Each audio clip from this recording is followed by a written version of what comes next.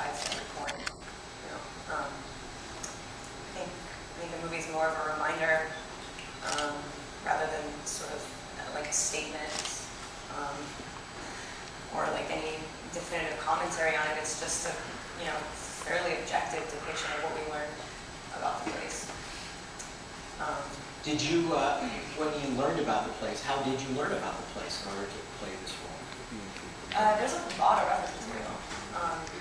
I know that Pete initially started writing the movie because of this one interaction in a movie called Inside Guantanamo Bay. I think it's like a Discovery Channel doc, actually. I think so, yeah. It was like, I saw that doc, it was really cool, and it got me thinking about what that interaction is like. And as you start doing some more research about, you see in other docs and things, like, you see the reality of life down there is very boring, And just, it was the idea of seeing that at the bottom of this, like, of this well of all this political stuff. And to me, the political stuff, it's all abstraction. It's really, there's no real reality in politics. It's just people's opinions about one thing or the other.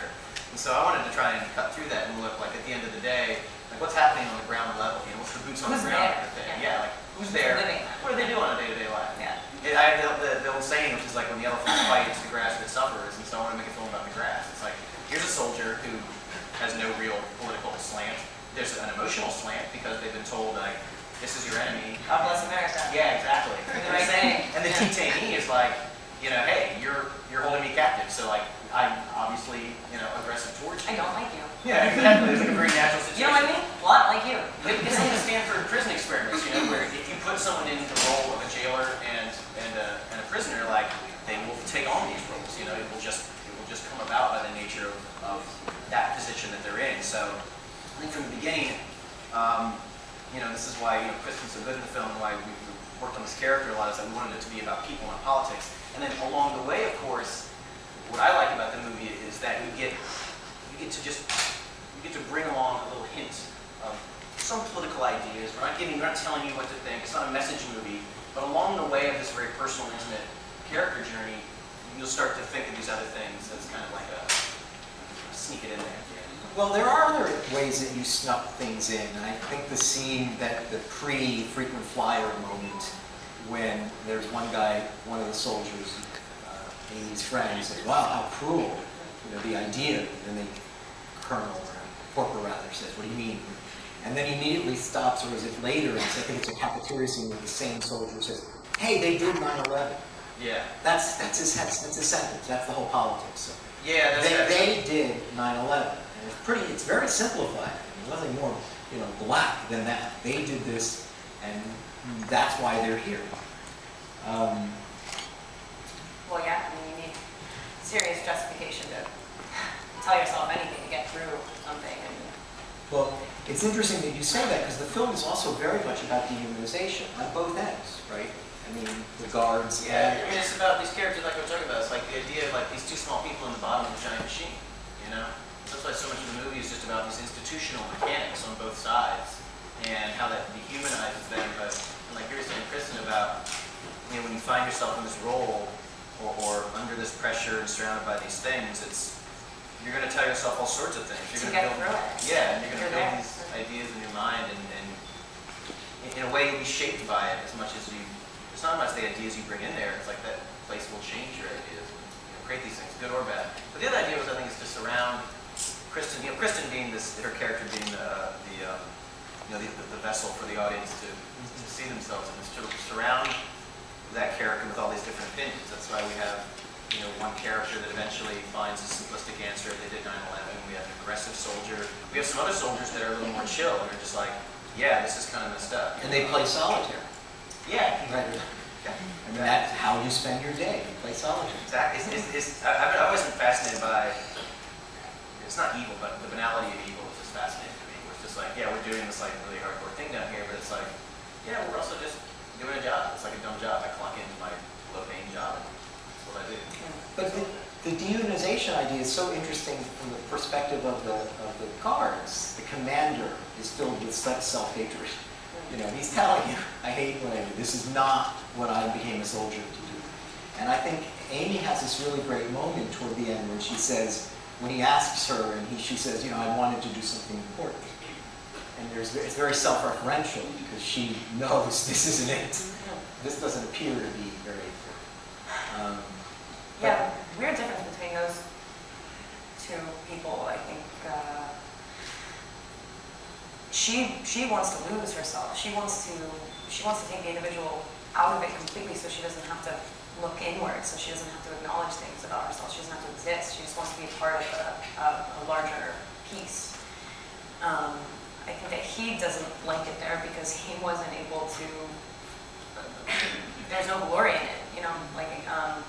I think for very different reasons they don't want to be where they are. But yeah, it really raises an interesting point though, because they both are going for different things. It's, you know, when you're faced with a situation like Gitmo that doesn't have a black and white answer, it's so much easier to be like, wow, the world's complicated. I need to find some dogma to hold on to, and I'm going to do that, you know. And it's like I'm going to cling to that, and my life's a lot easier if I just think it's this way.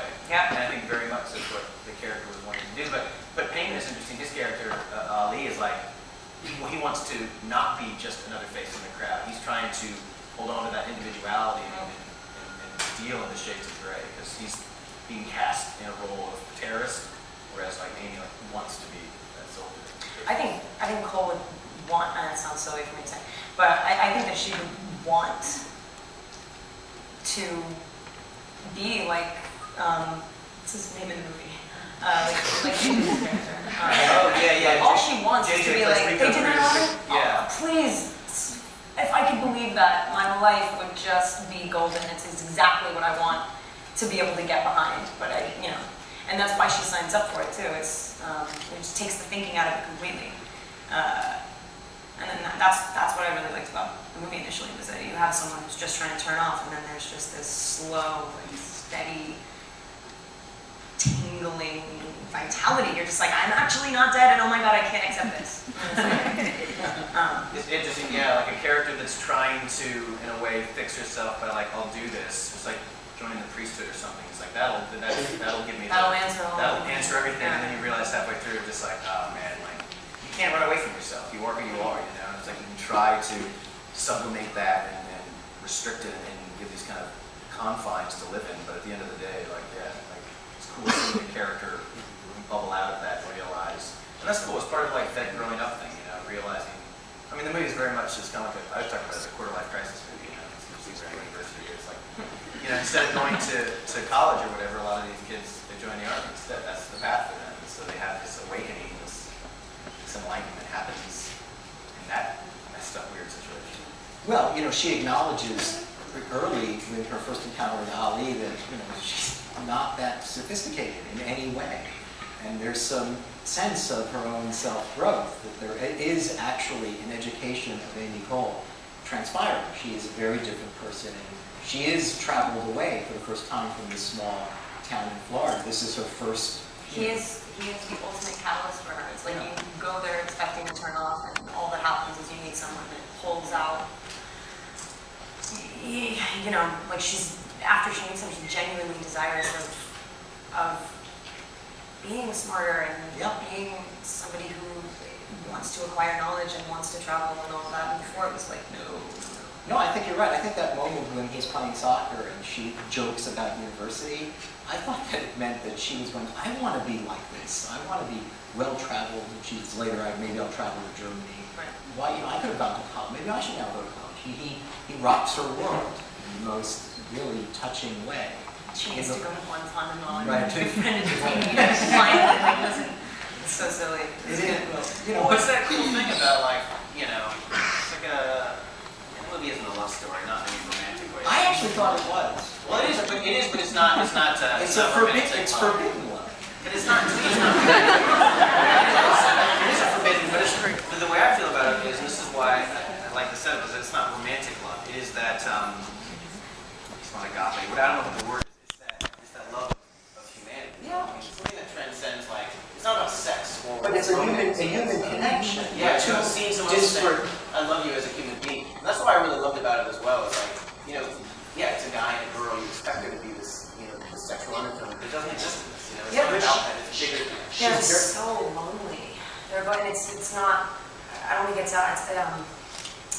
not just because they're isolated and because they see each other every day. I think, it would be really interesting to take these two characters and imagine them in a different circumstance. I think they would both be just sort of as closed off to a certain extent. And, sometimes the most precious solace you can find is in someone who, or is just from a place that is unexpected and sort of, I don't want to say inappropriate because now this whole romantic thing's made it weird, but it's. Hey, she signs the book, Love. Oh my God, dude, we love each other. I know. I'm just saying, she could have said in friendship.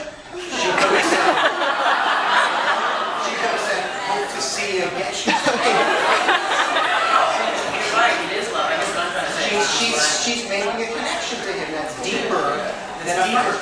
But it's deeper than romance too. That's what I'm trying to say. Like, I'm interested in that idea because so often you see in movies just like a guy and a girl. I told you this. I have this theory of just like in a movie, anytime like people start fighting or have sex, I kind of start to lose interest because then the tension's gone. It's just like, oh, now they have sex. So now you're in love now. We had a scene where we had sex and there's a slow shot and we're like, oh, I love you. It's like that's not life. Like it's like that's not real love, not in a romantic sense or any other way. So I'm more interested in, the kind of, just like makes me a little bit different. And again, just doing unexpected. It's very powerful and very primal. I mean, I was thinking about this again, and I didn't sort this here. She's a film historian, but this is very powerful. I know these are two very disparate movies, but I was thinking about, King Kong has this very powerful connection. They make a connection. Driving Miss Daisy does the same thing. People don't, they make a connection, and there's a human touch. And in this case, there really is a human touch. And those movies actually also have very similar moments where there's actually hands on hands that shows you how powerful to reach out. Ali says at one point, well, I was told that I'm actually, right? So Peter says, well, he says, right? And I say, well, that's true. We don't have to take him at his word. We don't know what he did. We only see him in the very beginning. It doesn't mean anything. He's watching television. We know nothing about him. He's watching television and he has a bag full of cell And he has a ton of cell phones. Right, he has a ton of cell phones. Yeah, but that's actually one of the interesting things. We were told by two American presidents that we couldn't dismantle Guantanamo Bay because there was too much evidence. There wasn't enough evidence, and the people in there were too dangerous to release. That was the term of art. Too dangerous to release. And Ali doesn't seem too dangerous to release. Yes, he has all of these cell phones. We don't know what this really means. I'm wondering, would this have been a different film had we known more about Ali and what might have brought him to Guantanamo Bay? Remember, in the end, there's only 150 people in Guantanamo Bay. When this is taking place, there's roughly the last 150. That's what we're talking about. And many people from Yemen and we were told these were too dangerous to release. The movie doesn't give us a sense of that. Would it have been a different movie experience had we known more about Ali, or even if he was innocent, what those next other guys in the other cell? Or does that not matter for this particular film? Changes entirely, yeah. Oh, well, yes, actually, it was a film. Yeah. I mean, to me, it didn't matter. The question I wanted to ask, again, nothing by answers about questions, is even if he is innocent or if he is guilty, even if he is guilty, the way we're holding them, is that still right? Even if we do, this is why there's no hardcore torture in the film. And then the other reason about all these things is because it'd be too easy. If I just told you he was a bad guy, well then it's like, oh, then the terrorists are bad guys. Okay, then Guantanamo's right. Or if he's innocent, then it'd be like, oh yeah, you know what, the army is wrong. We should totally close Guantanamo Bay. But you have to ask yourself, put that aside for a minute and just look at the fact that we have a guard stuck down here doing this job that they were never supposed to be doing in this terrible situation. And we have these detainees held down there, in almost all cases, with no proper trial. The writ of habeas corpus is totally suspended. And so you have to ask yourself, even if we have the greatest facilities down there and they're being treated super well, is it still available? Which is, again, what they said. They said not enough evidence and too dangerous to release, which is essentially saying we're in the a la carte menu when it comes to the Constitution. We're not applying it to these people. It's just not applying to them. Habeas corpus, not applying to them. Nothing that's applying to them because we don't really have evidence other than a lot of cell phones. And by the way, many people don't realize how common this was. You know, you have a lot of suspicious telephone calls to a cousin who knows someone in Al-Qaeda. It doesn't mean anything. You call them about soccer, it could be anything. They just know that there were a lot of phone calls. And then the idea is, well, we just couldn't take a chance, so we just held them forever. But, you know, you chose not to show waterboarding. Is that in your mind the same idea? It's the reverse of showing them as guilty? Because it's too easy. If you show waterboarding, it all of a sudden shifts the focus and makes this an appalling... It's appalling. You know why? Because then the film becomes very... My fear was that the film would become manipulative. And I think from the beginning we didn't want to make a film that's trying to manipulate the audience. And more importantly, there isn't propaganda. There's so much propaganda about what's on movie. If you show someone getting waterboarded, like, that's propaganda. Like, they're making a very obvious statement that this is crazy. And also in the research that I did, like, yes, I'm sure some people are still getting treated very wrongly, but like, what fascinated me was that there's a handful of these guys down there, and they're just sitting there. It's like, in the beginning, that's why in the beginning we have this montage to allude to the fact that in the beginning, when they first showed up there, it was the Wild West. People were getting beat, it's crazy, and it would be wrong to not at least